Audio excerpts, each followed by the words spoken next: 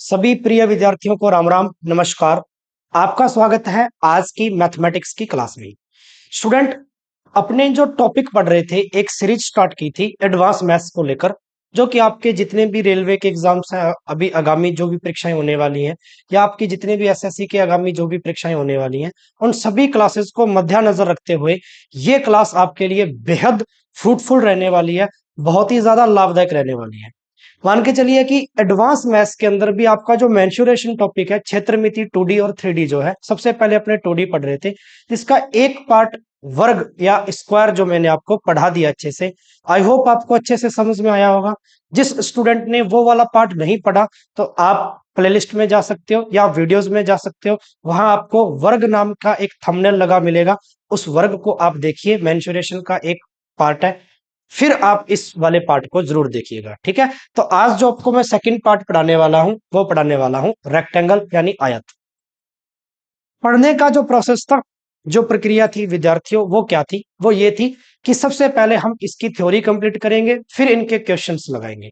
जैसे मैंने आपको वर्ग पढ़ाया, अब मैं आपको आयत पढ़ाऊंगा। तो जब आयत कंप्लीट हो जाएगा और वर्ग आपका एक लेक्चर में कंप्लीट है, अब इन दोनों को मिक्स करके अगले लेक्चर में मैं आपके लिए इसके क्वेश्चंस लेकर आऊंगा कि कैसे इसके प्रश्न बनते हैं। यस और नो, ये अपना पूरा वे रहेगा। उसके बाद में फिर अपने सर्कल पढ़ेंगे, फिर अपने चतुर्भुज, क्वाड्रिलेटरल है, ट्रेपीजियम है, रोम्बस है, ये सारे पॉइंट अपने धीरे धीरे टाइप टू टाइप चीजों को कवर करते चले जाएंगे और फिर उसके क्वेश्चन कंप्लीट करते चले जाएंगे। चलिए, रूपरेखा आपको अच्छे से बता दी है, अपने टॉपिक पे डिस्कस करते हैं। ये आपकी एक आकृति है आयत। आपने वर्ग पढ़ा, चार भुजाओं से घिरी हुई आकृति वर्ग कहलाती है। लेकिन कंडीशन क्या थी कि जो वर्ग है उसमें चारों की चारों भुजाएं आपकी क्या रहनी चाहिए? बराबर रहनी चाहिए। लेकिन आयत की अगर बात करें बच्चे, चार भुजाओं से घिरी हुई आकृति भी आपकी आयत कहलाएगी, लेकिन इसमें चारों भुजाएं आपकी बराबर नहीं होनी चाहिए। इसमें केवल आमने सामने की भुजाएं हैं, ये आपको बराबर लग रही हैं, तो यही आपकी इक्वल होनी चाहिए। चार भुजाओं से घिरी हुई ऐसी आकृति जिसकी केवल आमने सामने की भुजाएं क्या हो? समान हो या एक जैसी हो। अगर ये वाली इसकी साइड जो लेंथ है, लंबाई है, तो ये वाली साइड इसकी क्या हो जाएगी बच्चों? चौड़ाई हो जाएगी, यानी इसकी ब्रेथ हो जाएगी। तो यहां से आप एक चीज कवर कर सकते हो कि अगर मेरे को किसी भी रेक्टेंगुलर शेप का या आयताकार आकृति का ये बीच वाला भाग चाहिए, और ये बीच वाला जो भाग है इसी को आप क्षेत्रफल कहते हो, एरिया कहते हो, तो आपका एरिया क्या हो जाएगा? तो आप कहोगे सर ये वाली माप ले लो और ये वाली माप ले लो, अगर आप इन दोनों का गुना कर दो, लंबाई गुना चौड़ाई, तो क्या आपके आयत का एरिया आ जाएगा? ठीक है, और मैं ये मान के चलता हूं कि आप सभी स्टूडेंट इसको एज ए ऑफलाइन क्लास की तरह पढ़ रहे हो, ताकि आप साथ साथ में कॉपी पेन लेकर बैठे और उसके नोट्स भी बनाते जाएं। और जब भी मैं आपसे कुछ चीज पूछूं तो आप इस चीज को रिप्लाई में जरूर दें अपने मन में कि हाँ मुझे ये समझ में आ रहा है। जहां आपको थोड़ी सी भी प्रॉब्लम लगे, जहां समझ में नहीं आया, वीडियो पॉज करो, उसको दोबारा देखो, डेफिनेटली समझ में आएगा। ठीक है, तो चलिए, तो आपने एरिया कैसे निकाला इसका? क्षेत्रफल, यानी ये बीच वाला भाग इस आकृति का, और आकृति का बीच वाला भाग कैसे बनेगा? अगर आप इसकी एक भुजा लंबाई और एक भुजा चौड़ाई, इन दोनों का मल्टीप्लाई करोगे तो आपके पास उसका क्या आ जाएगा? एरिया आ जाएगा। इसी आकृति को फिर से लेते हैं। अगर आपके पास आयत में इस प्रकार की आकृति है, ठीक है, ये आपका एक आयत है, और आप किसी एक भाग पे खड़े हो यहाँ पे, ठीक है, और ये वाली जो आपका पॉइंट है ये आपका ए है, ये वाला पॉइंट आपका बी है, ये वाला पॉइंट आपका सी है, और ये वाला पॉइंट आपका डी है। ठीक है, दो चीजें तो आपने पढ़ ली कि सर जी इसकी आमने सामने की भुजाएं बराबर होती हैं। एक चीज और इसमें इंपॉर्टेंट पढ़िए कि अगर मैं इसमें सबसे बड़ी से बड़ी भुजा खींचूं, या सबसे बड़ी से बड़ी वाली साइड लूं, तो मेरी साइड क्या बनेगी? ये वाली साइड बनेगी। ऐसे हमने वर्ग में भी पढ़ा था। और इसी साइड को आप क्या कहते हो? विकिरण, या इसका डायगोनल। आप इसको डी से रिप्रेजेंट कर सकते हैं। इसी भुजा को आप क्या कहते हो? विकिरण कहते हो। यस और नो? चलिए, आपका एक विकर्ण जो होगा वो आपके आयत को दो इक्वल पार्ट्स में डिवाइड करता है, ये आप सभी जानते हैं। एक भाग आपका ये बनेगा और एक भाग आपका ये बनेगा, और हर एक भाग जो है वो आपका समकोण त्रिभुज बनाएगा। तो आप, इसका मैं बेसिक फीचर बता रहा हूं, इसकी विशेषताएं बता रहा हूं आपको कि आपके आयत का एक विकर्ण जो होगा वो आपके आयत को बराबर समान रूप से दो समकोण त्रिभुजों में विभाजित करता है, ये अपने को ध्यान रखना है। समकोण त्रिभुज यानी राइट एंगल, यहां पर भी आपका 90 डिग्री का कोण बन रहा है, तो यहां पर भी देखिए इस भुजा पर भी 90 डिग्री का कोण बनेगा। ये पॉइंट नंबर 2 मैंने आपको पढ़ाया, ठीक है। ये आपकी थ्योरी है, छोटी छोटी पॉइंट्स है, और ये आपके क्वेश्चन में बहुत अच्छे तरीके से काम में आएंगी, ये अपने को ध्यान रखना है। चलिए एक थर्ड नंबर पॉइंट मैं आपको और यहां पे एक्सप्लेन करता हूं कि अगर अपने पास एक ऐसी आयताकार आकृति है और अगर इसमें मैं दो विकर्ण खींचूं, एक विकर्ण आपका इस प्रकार से है और एक विकर्ण आपका इस प्रकार से है, और यहां पर आपका कोई बिंदु बन रहा है जहां ये एक दूसरे को काट रहे हैं, पॉइंट ओ। तो ध्यान से देखिएगा, ये दोनों विकर्ण जो होंगे वो एक दूसरे को इक्वली बाइसेक्ट करेंगे, और ये अपने को पता होना चाहिए। यानी अगर ये आपका D1 पार्ट है तो ये आपका D2 पार्ट है इसी का एक, तो आप कह सकते हो D1 होगा वो इक्वल होगा D2 के। यानी डी का मतलब विकर्ण एक होगा वो विकर्ण दो के क्या होगा, बराबर होगा। यानी ये वाली लंबाई है वो इस वाली लंबाई के बराबर होगी, और ये वाली लंबाई है वो इस वाली लंबाई के बराबर होगी। तो तीसरा पॉइंट आई आई होप आप अच्छे से समझें, ठीक है। कि कोई भी वर्ग अपने आयत है, उस आयत के दो विकर्ण अगर एक दूसरे को आपस में काट रहे हैं, ठीक है, समद्विभाजित कर रहे हैं, तो वो विकर्ण आपके इक्वली हर एक विकर्ण को बराबर बराबर टुकड़ों में बांटेंगे। यानी चार टुकड़े बन गए, 1 2 3 और 4, और ये चारों टुकड़ों की लंबाई एक जैसी। जैसे मान के चलिए ये लंबाई आपकी 5 सेंटीमीटर। अब ये क्वेश्चन कैसे बनता है, तो आपसे ये लंबाई पूछेगा, ठीक है ना, तो ये भी आपकी कितनी होगी, 5 सेंटीमीटर। कब होगी, जब ये दो आपके विकर्ण एक दूसरे को काट रहे होंगे। तो फिर यहाँ पे किसी फॉर्मूले का इस्तेमाल नहीं करना, ये बेसिक अपने को नॉलेज होना चाहिए इसका, थ्योरी का, कि अगर ऐसा होता है तो ऐसा कैसे होगा, ठीक है। ये अपने इसका नॉलेज होना चाहिए, ठीक है, इसके लिए आपको ये बता रहा हूं। चलिए आगे बढ़ते हैं। ये दो पॉइंट इसके इंपॉर्टेंट थे। एक ऐसी आकृति, आयताकार आकृति आपकी, इस आकृति में यहां पर देखिए कि आपका अगर ये पॉइंट ए है और ये पॉइंट अगर आपका बी है और ये पॉइंट अगर सी है और ये पॉइंट आपका डी है, तो आप पॉइंट ए से चल रहे हो और वापस ही आपको घूमकर पॉइंट ए पर ही आ जाना है। ये वाली साइड अगर आपकी लंबाई होगी तो आप सभी जानते हो ये वाली साइड आपकी क्या होगी, चौड़ाई होगी।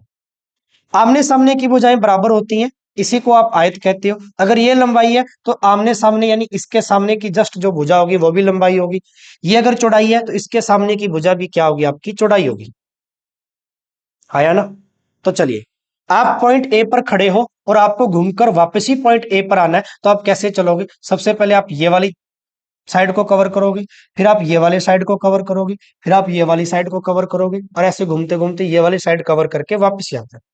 तो एट द एंड आपने इस पूरे पाथ को ट्रेवल किया, इस पूरे रास्ते को तय किया, तो आप कह दोगे सर इसकी चार दीवारी चले हम, और इसी चार दीवारी को कहते हैं परिमाप। परिमाप यानी पेरीमीटर, परिमाप यानी पेरीमीटर। तो परिमाप क्या होगा आयत का, तो आपने कहा सर लंबाई में मैं दो बार चला, एक लंबाई ये रही एक लंबाई ये रही, दो बार लंबाई चला, और अगर मैं जोड़ दूं दो बार ही मैं चौड़ाई चला, दो बार ही चौड़ाई चला, तो आपका पूरा चार दीवारी आ जाएगी क्या आयत की। और इसमें दो दोनों तरफ कॉमन है, तो दो बाहर निकाल लीजिए, L+B, और आप इसको हिंदी में भी ऐसे लिख सकते हो, 2 गुना लंबाई प्लस चौड़ाई, और इसी को आप क्या कहते हो, आयत का परिमाप। मैंने आपको पहले ही दिन कहा था, जो भी बच्चा मेरे से मेंसुरेशन पढ़ रहा है, एक चीज तो पक्का ही दिमाग में फिट कर ले, कि अगर आपके दिमाग में ये चीज है कि सर हमें तो शॉर्ट शॉर्ट चीजें चाहिए, हमें फॉर्मूले रटा दिए जाएं, तो ना तो मेरे से ऐसा पढ़ाया जाएगा और ना मैं ऐसा पढ़ाऊंगा। ये बात आपको ही जजमेंट में लानी है। अगर आपको इस टॉपिक को बहुत अच्छे से आपके कंपटीशन के मुताबिक अगर तैयार करना है, तो एक बात गौर से सुनिएगा, आप इस चीज को जरूर लेके चलिएगा एडवांस मैथ्स में, जो मैं आपकी जो आदत है वो मैं बना रहा हूं, कि आप किसी भी आकृति को पढ़ो उसमें ये वर्ड आपके दिमाग में जरूर आना चाहिए, या कोई फॉर्मूला पढ़ो तो ये वर्ड जरूर आना चाहिए कि वाई ये क्यों हुआ, ये कैसे बना। ऐसा एक नहीं, आपके हर चैप्टर में आप आगे त्रिकोणमिति पढ़ोगे, ट्रिग्नोमेट्री में अलजेब्रा पढ़ोगे, ज्योमेट्री पढ़ोगे। अब ज्योमेट्री तो पूरा ही टॉपिक आपको एकदम डिटेल में पढ़ना है, ठीक है। ज्योमेट्री के बाद में कोऑर्डिनेट ज्योमेट्री पढ़ोगे, है ना। यानी ये जितने भी आपके एडवांस मैथ्स के टॉपिक है, उन सबको जब तक आप डिटेल में नहीं जानोगे, पूरा अच्छे तरीके से उनके अंदर पकड़ में नहीं लाओगे चीजों को, तब तक आप हमेशा ही पजल रहोगे, आप फॉर्मूलों को रटोगे, आप कभी नहीं सीख पाओगे कि ये बना कैसे, इसका मतलब क्या है। जब तक ये नहीं सीख पाओगे तो एग्जामिनर घुमा के थोड़ा सा भी क्वेश्चन उसने दे दिया ना आकृति को, ठीक है, तो आप डेफिनेटली पजल होके क्वेश्चन छोड़ोगे या गलत करोगे, नुकसान हो गया ना पेपर में। इसी नुकसान से बचना है और दिमाग में एक साइको फिट करनी है, मानसिकता क्रिएट करनी है कि हमें तो पूरा पढ़ना है, डिटेल में पढ़ना है, और हमेशा दिमाग में ये प्रश्न रखना है एडवांस मैथ पढ़ते हुए कि सर ये कैसे आया, कैसे बना, क्यों बना। चलिए, ये सेकंड नंबर मैंने बताया। सबसे पहले मैंने आपको क्षेत्रफल पढ़ाया इसका, ठीक है, लंबाई इंटू चौड़ाई, और फिर मैंने इसका परिमाप बताया, 2 गुना लंबाई प्लस चौड़ाई, और कैसे बना ये बना। आगे बढ़ते हैं नेक्स्ट पॉइंट पर। एक आपकी आयताकार आकृति है कुछ इस प्रकार से। इस आयताकार आकृति का अगर एक विकर्ण ले लें, विकर्ण यानी डायगोनल, सबसे लंबी से लंबी भुजा, ये पॉइंट ए है आयत का, ये पॉइंट बी है, ये पॉइंट सी है, और ये पॉइंट डी है। और जो आपका विकर्ण होगा डी डायगोनल, ये आपका सी और बी जो आपकी भुजा है ये विकर्ण है। सी और बी जो भुजा है ये आपकी क्या है, डायगोनल है। और ये चीज दिमाग में फिट कर लो, आपका चाहे वर्ग हो चाहे आपका आयत हो, उसमें सबसे बड़ी से बड़ी कोई भुजा अगर खींची जा सकती है ना उसमें, ठीक है, तो वो विकर्ण ही होगा उस आकृति का, चाहे वो आयत है चाहे वो वर्ग है। चलिए, ये वाली साइड आपकी लेंथ है, लंबाई, और ये वाली साइड क्या आपकी ब्रेथ है यानी चौड़ाई। तो मेरे को ये वाली साइड चाहिए डी, मेरे को विकर्ण चाहिए यहां से। अगर ये आपका एल है, ये आपका बी है, तो यहाँ पे डी चाहिए। तो अगर आप देखो, एक विकर्ण है वो आपके दो बराबर समकोण त्रिभुजों में विभाजित करता है आयत को। ये समकोण त्रिभुज है, तो क्या ये पूरा ही एक समकोण त्रिभुज हो गया ये वाला पार्ट। और इसको बाहर निकालेंगे तो ये कुछ ऐसा दिखेगा क्या आपका। अगर समकोण त्रिभुज को मैं बाहर निकालूं तो क्या ये कुछ ऐसा दिखेगा, ठीक है, देख पा रहे हो आप, बिल्कुल, ठीक है। तो ये वाला आपका 90 डिग्री हो गया, देखो ये नीचे वाली लंबाई होगी, ये वाली चौड़ाई होगी, आपको चाहिए ये विकर्ण डी। और डी आपका समकोण त्रिभुज में क्या बन रहा है, कर्ण। पाइथागोरस लगा दो, कर्ण स्क्वायर बराबर क्या होता है बेटा, आधार स्क्वायर प्लस लंब स्क्वायर, ठीक है। आधार कितना आपका, लंबाई, लंबाई की स्क्वायर, प्लस लंब कितना आपका बी, चौड़ाई, चौड़ाई की स्क्वायर, और यहाँ पर कर्ण स्क्वायर यानी डी का स्क्वायर चल ही रहा है। तो मेरे पास आपका जो विकर्ण है वो कितना आया, डी स्क्वायर बराबर लंबाई की स्क्वायर प्लस चौड़ाई की स्क्वायर, यानी इन दोनों भुजाओं का वर्ग करके जोड़ दूं तो क्या मेरे पास विकर्ण आ जाएगा, और यहां से स्क्वायर हटाएंगे तो ये अंडर रूट में बन जाएगा। तो आप ऐसा लिख सकते हो कि किसी भी आयत का जो विकर्ण होता है वो लंबाई स्क्वायर प्लस चौड़ाई स्क्वायर, और इसका अंडर रूट होता है, ये अपने को पता होना चाहिए। अब ये बना कैसे पूरा, ठीक है, स्टार लगाइए, ये 3 नंबर पॉइंट है इसका फॉर्मूले में। ये बना कैसे, तो ये बना कैसे आपका, ये आपको पता होना चाहिए। समकोण त्रिभुज बन रहा था, और समकोण त्रिभुज में हमें ये भुजा चाहिए थी, और ये भुजा कर्ण होती है। हमने पाइथागोरस थ्योरम लगाई तो हमारे पास ये वैल्यू बन गई। यस और नो, ठीक है। चलिए, आगे बढ़ता हूं नेक्स्ट पॉइंट पर। पॉइंट नंबर 4, अगर आपकी कोई आकृति आयत है कुछ इस प्रकार से, आयताकार आकृति आपकी कुछ इस प्रकार से, ठीक है। अब आयत में एक चीज अपने को ध्यान से ये देखनी होती है कि जो आपके विकिरण हैं, जो आपके विकिरण हैं, जैसे एक विकिरण आपका ये रहा। अब ये विकिरण है, एक रेखा है, कोई दूसरा विकिरण काटेगा तो इसके इस बिंदु को काटते हुए चला जाएगा, ये इसका मिड पॉइंट हो गया, ठीक है। अब एक ही रेखा पर, ये वाली जो रेखा ये इसका पॉइंट ओ है, इस रेखा पर जो कोण बनेगा, अब कोई भी एक सिंपल रेखा है, सरल रेखा है, सरल रेखा पर कोण कितने डिग्री का बनता है, सभी बच्चों को पता है 180 डिग्री, ठीक है। कितने का बनता है, 180 डिग्री का। और यहां वाला अगर आपको कोण दे दिया, ये वाला थीटा, और तब आपसे क्षेत्रफल पूछेगा, तब आपसे क्षेत्रफल पूछेगा, ठीक है। विकिरण देकर आपको, ये डी है आपका, ये भी डी है, तो क्षेत्रफल याद कर लेना। आयत का अगर क्षेत्रफल पूछे आपसे विकिरण का मान देकर और ये कोण अगर देकर, ठीक है, ये कोण थीटा दिया हो, तो 1/2 विकिरण का स्क्वायर इंटू साइन थीटा होगा, ये अपने को याद रखना है। मोस्ट इंपॉर्टेंट, और यहां से क्वेश्चन रेलवे का भी बना हुआ है। ठीक है, इसी पॉइंट को मैं एक बार फिर से एक्सप्लेन करता हूं, ध्यान से देखिएगा।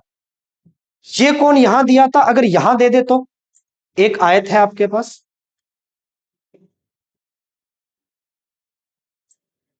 ये एक विकिरण है और यहां पर एक विकिरण है, ये आपका एक मिड पॉइंट ओ है। ठीक है, ये विकिरण भी आपका डी है और ये विकिरण भी आपका डी है। ठीक है, यहां दिया था पहले कौन, थीटा, तो आपने वैल्यू निकाल दी, क्षेत्रफल निकाल दिया 1/2 विकर्ण स्क्वायर इंटू साइन थीटा। लेकिन यहां भी अगर आपको कोण दे दे, आगे वाला कोण दे दे, ये वाला पूरा इतना इतना जो व्हाइट रंग का दिख रहा है, तो ये पूरा 180 था, ये थीटा है, तो ये कितना बच गया इधर वाला 180 माइनस थीटा। ये व्हाइट रंग का जो एंगल बचा है, ये कितने रंग का बच गया, 180 माइनस थीटा, क्योंकि पूरा ये 180 है भाई, इस प्रकार से पूरा ये 180 है। ठीक है, इतना इतना थीटा था। ठीक है, तो ये जो बच गया, ये फिर कितना बच गया, 180 माइनस थीटा ही बच गया। और ये कोण दे दे, तब आपसे क्षेत्रफल पूछे तो चीज वही है, थीटा की जगह आपको क्या रखना है, 180 माइनस थीटा रखना है, तो क्षेत्रफल हो जाएगा 1/2 गुणा विकर्ण स्क्वायर इंटू साइन, और साइन की जगह पर थीटा में क्या आ जाएगा, 180 माइनस थीटा। ठीक है, ये मोस्ट इंपॉर्टेंट है, ये क्षेत्रफल बता रहा हूं आयत का, कि आयत का क्षेत्रफल अगर विकर्ण दे दे और जो विकर्ण दिया हो वहां पर कोण दे दे, क्योंकि दो विकर्ण आपस में एक दूसरे को काट रहे हैं। ठीक है, और जहां काट रहे हैं वहां कोण का निर्माण होगा, एंगल बनेगा। अगर यहां एंगल दिया थीटा, तो आपको साइन थीटा ही रखना है, लेकिन यहां का एंगल पूछकर यहां वाला एंगल दे दे, तो आपका कितना बच गया, 180 में से कम कर देना, यानी 180 माइनस थीटा, तो ये आपका बन सकता है। अगर ये बात अगर समझ में आई हो अच्छे से तो यस करना। ठीक है, चलिए, ये 4 नंबर पॉइंट भी आपका अच्छे से कंप्लीट हुआ आयत में। आगे बढ़ते हैं इसी प्रकार। 5 नंबर पॉइंट जो मैं आयत में पढ़ाने जा रहा हूं, काफी इंपॉर्टेंट है, और इसको गौर से सुनना और ध्यान से देखना, फिर मैं लास्ट में पूरा रिवाइज आपको करवा दूंगा कि मैंने आपको आयत में आज क्या क्या पढ़ाया। ये आपका एक आयत है, 5 नंबर पॉइंट मैं आपको पढ़ाने जा रहा हूं, ध्यान से सुनना। ये वाला पॉइंट अगर आपका ए है, ये वाला पॉइंट बी है, ये वाला पॉइंट सी है, और ये वाला पॉइंट आपका डी है। ठीक है, ध्यान से देखिएगा, यहां पर कोई ना कोई एक मिड पॉइंट है, मिड पॉइंट ले लो या आयत में कहीं भी एक बिंदु ले लो, एक बिंदु पी। मैंने इस बिंदु को यहां से मिला दिया, इस पी बिंदु को, फिर मैंने इस बिंदु को यहां से मिला दिया, इस बिंदु को सी से मिला दिया, और इस बिंदु को बी से मिला दिया। ठीक है, तो ये आपस में कैसे संबंधित होते हैं, अब आपको क्वेश्चन है कैसे पूछेगा, क्वेश्चन ऐसे पूछेगा मेरे बच्चे, आपसे इस वाली भुजा की लंबाई दे देगा, इस वाली भुजा की लंबाई दे देगा, इस वाली की दे देगा, और ये वाली पूछ लेगा कि इस भुजा की लंबाई कितनी होगी आयत में। ठीक है, तो एक छोटा सा रिलेशन बनता है इनके बीच में, जो अपने को ध्यान रखना है। ठीक है, रिलेशन क्या बनता है वो देखिए, ये कहता है कि यहां से ये जो पॉइंट पी है, और जहां से आपने ये डी मिलाया था, ये वाली जो लंबाई है, ये पी और डी हो जाएगी। पी और डी का जो वर्ग होगा, गौर से सुनना, पी और डी का वर्ग होगा प्लस ये इसके सामने का ये वाला बिंदु है बी, तो पी और बी इनका जोड़, पी और बी इसका वर्ग है, वो बराबर होगा हमेशा किसके, पी और ए के। ये वाला पॉइंट पी से ए और इसके सामने वाली पी से सी, तो पी ए इसके वर्ग के जोड़ का निशान, और बीच में पी से सी, पी और सी के वर्ग। ये एक प्रमेय है, एक थ्योरम है, जो आपसे पूछी जाती है, मेंसुरेशन में भी बनती है, और इस पर क्वेश्चन आए हैं आपके। एनटीपीसी ने भी क्वेश्चन पूछे, एसएससी तो पूछता ही है। एक आयत है, उस आयत के अंदर कोई भी एक पॉइंट पी है, इस पॉइंट से जितने भी बिंदुओं को मिलाने वाली जो भुजा होगी, ठीक है, साइड होगी, इन सभी भुजाओं की लंबाइयां कैसे कैसे संबंधित होती है अपने आप में, तो ये अपने को ध्यान रखना है। पहली लंबाई कैसे संबंधित होगी, मैं इसको फिर से लिख देता हूं, यहाँ पे इस पॉइंट को दोहरा देता हूं। ठीक है, कि कोई भी लंबाई उठा लो, इसमें से मैंने पॉइंट डी से उठाया, पी से डी, पी डी इसका वर्ग होगा, इन दोनों के वर्गों का योग, पी बी, इन दोनों भुजाओं के आमने सामने की ये वाली भुजा, ये वाली है, वो जस्ट इससे रिलेट कर रही है इसके सामने, इन दोनों भुजाओं के वर्गों का योग, इन दोनों भुजाओं के वर्गों का योग होगा, ये याद कर लेना, और ये बराबर होगा एक दूसरे के। ठीक है, तो P और C इसका वर्ग हो जाएगा। ठीक है, ऐसे ही P और A इसका वर्ग हो जाएगा, और इन दोनों का मान एक दूसरे के बराबर होगा। अब यहाँ पे 3 भुजाओं का अगर मान दिया है, तो यहां रख सकते हो, एक भुजा का मान निकाल सकते हो। ये इसका क्वेश्चन बनता है। क्वेश्चन जब मैं लेकर आऊंगा, तब उसमें मैं आपको और अच्छे से इसका एक्सप्लेनेशन दूंगा, क्वेश्चन करके कि ये बनता कैसे है। यहां तक अगर समझ में आया, आई होप आपको, तो यस करना। ठीक है, चलिए कंप्लीट है, 5 पॉइंट हो गए इसके। अब मैं चलता हूं नेक्स्ट पॉइंट पर। आयत के अंदर ही एक क्षेत्रफल निकाला जाता है रास्ते का, पाथ का, पाथवे। और अगर रास्ता कुछ ऐसा बना हो एक आयत में, तो आप उसका क्षेत्रफल कैसे निकालेंगे? जैसे ये अपने पास एक आयत है, ठीक है, अपने को एक रास्ता ये दे दिया ऐसे करके बीच में, और एक रास्ता अपने को ये दे दिया, ठीक है। अब आपसे पूछेगा कि ये जो रास्ता बना है, जो कि मैं छायांकित भाग बना रहा हूं, इस रास्ते का क्षेत्रफल क्या होगा? मोस्ट इंपॉर्टेंट क्वेश्चन, और यहां से आपका प्रश्न बना है, ठीक है।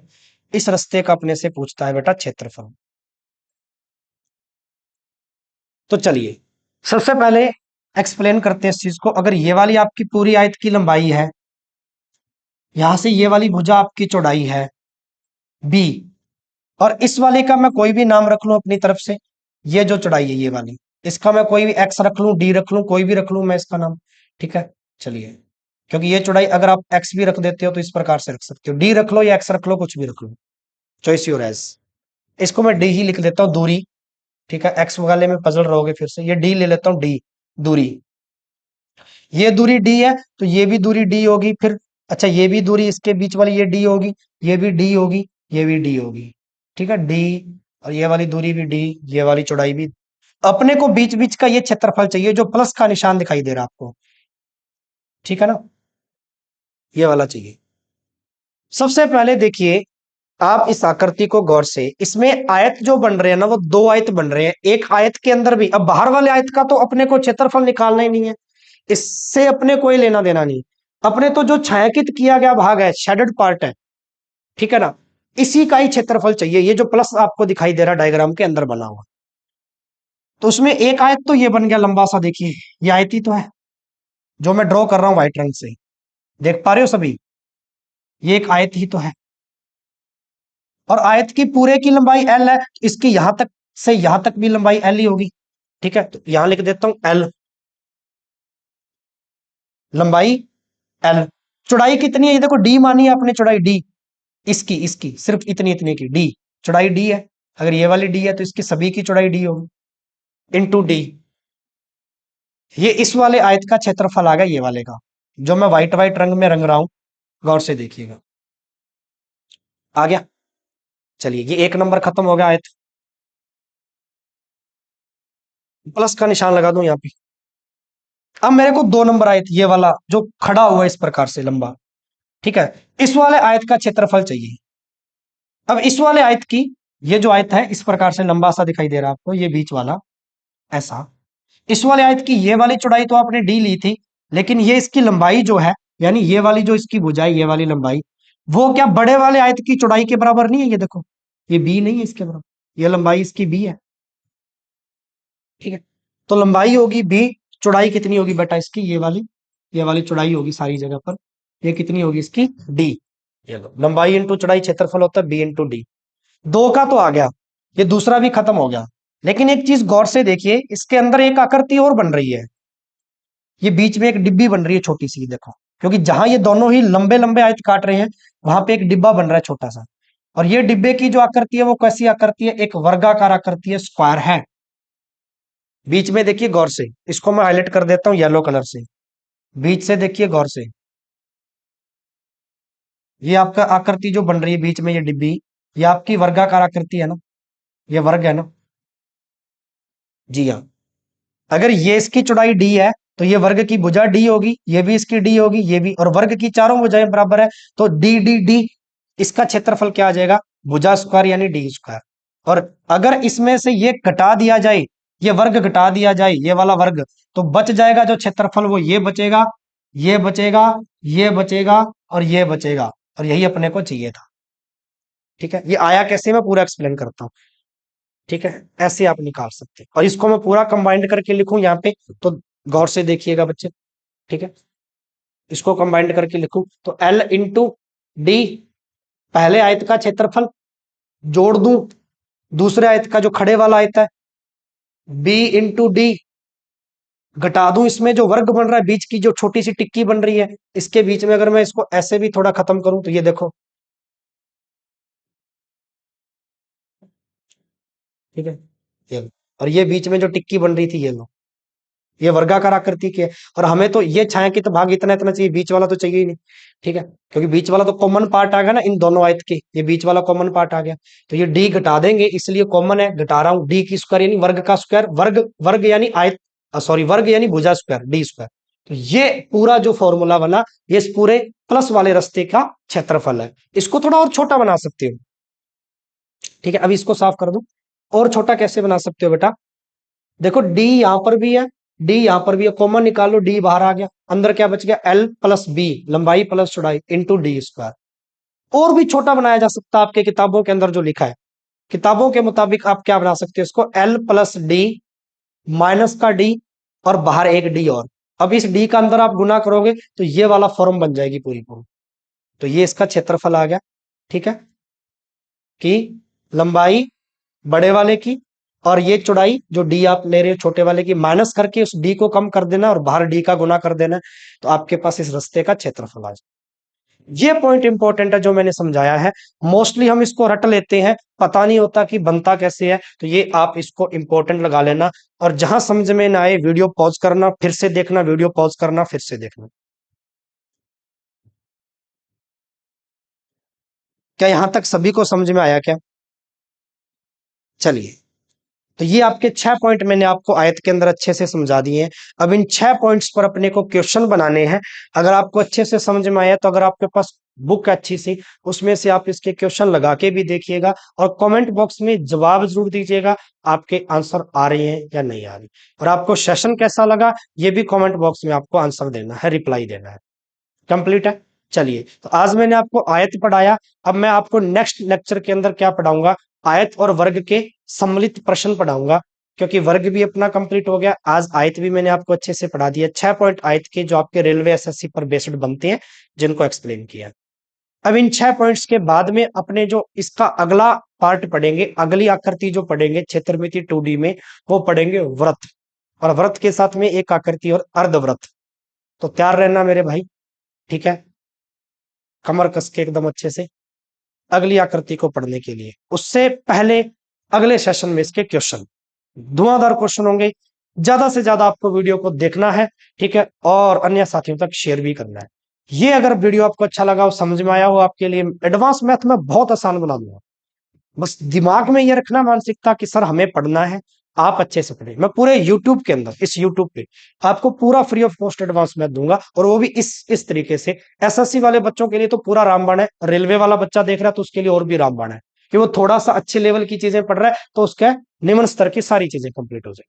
ठीक है जी, तो मिलते हैं, तब तक के लिए मेरे को इजाजत चाहिए। शुक्रिया, धन्यवाद, जय हिंद, जय भारत।